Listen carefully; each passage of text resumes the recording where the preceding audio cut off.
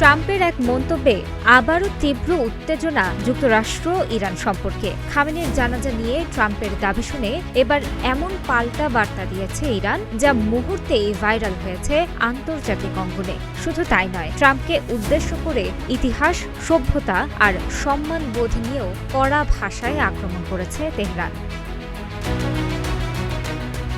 ইরানের সাবেক সর্বোচ্চ নেতা আয়াতুল্লাহ আলী খামেনির জানাজা নিয়ে মার্কিন প্রেসিডেন্ট ডোনাল্ড ট্রাম্পের বিতর্কিত মন্তব্যের কড়া জবাব দিয়েছে আর্মেনিয়ায় অবস্থিত ইরানি দূতাবাস। সামাজিক যোগাযোগ মাধ্যম এক্সে প্রকাশিত এক বিবৃতিতে দূতাবাস জানায়, মানুষকে হত্যা করা সম্ভব, কিন্তু আদর্শকে কখনোই হত্যা করা যায় না।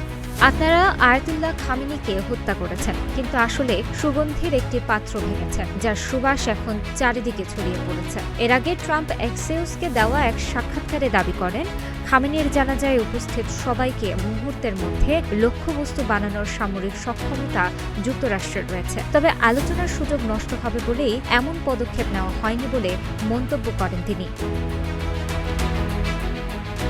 ট্রাম্পের এই বক্তব্যকে উস্কানিমূলক ও ঔদ্ধত্যপূর্ণ বলে আখ্যা দিয়ে ইরানি দূতাবাস জানায়, মার্কিন প্রেসিডেন্ট ইরানের জনগণের শোক, ধর্মীয় অনুভূতি এবং ঐতিহাসিক ঐতিহ্য বুঝতে সম্পূর্ণ ব্যর্থ হয়েছে।